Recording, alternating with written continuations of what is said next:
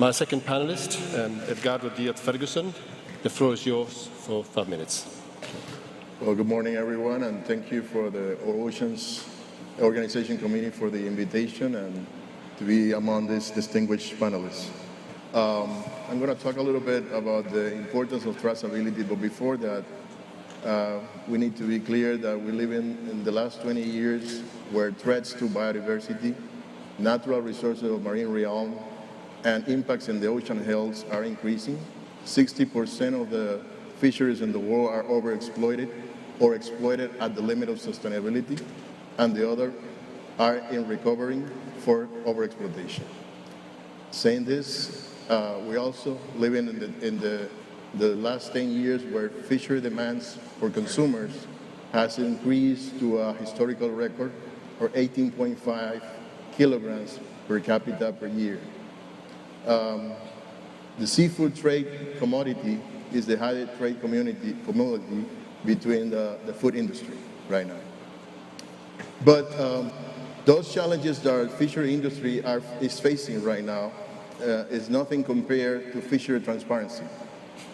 We need fishery transparency to avoid illegal, unregulated, and unreported fisheries, and to avoid unregulations and also lack of governance, and sometimes for making track of these unreported fisheries.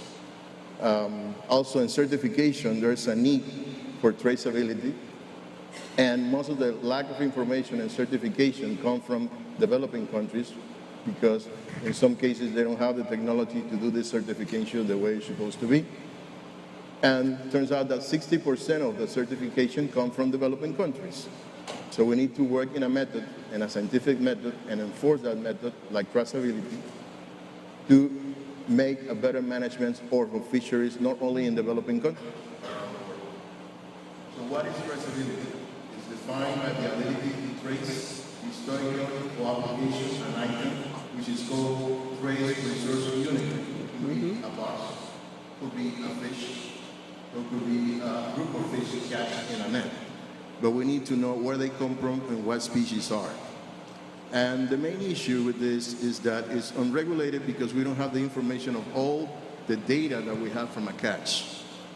Because tariff codes are using for multi-species groups.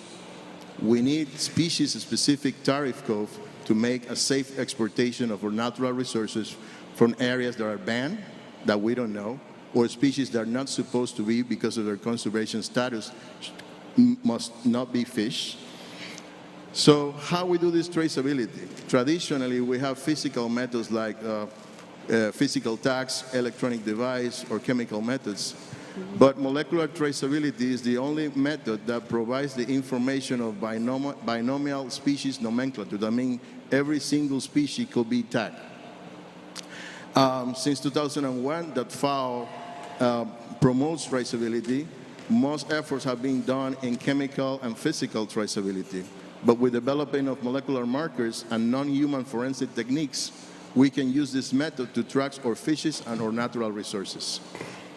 Besides that, molecular traceability gives you information about the conservation status of the populations, the stock as a unit, and also information about migration, connectivity, and patterns of commercialization of the species that we're using.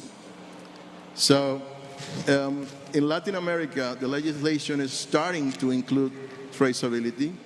We basically are using as a model the European traceability model, the law 2005, 2008, and the 1224, 2009, that mentioned that traceability must be done in every single step and point of the critical point of the traceability chain and supply chain.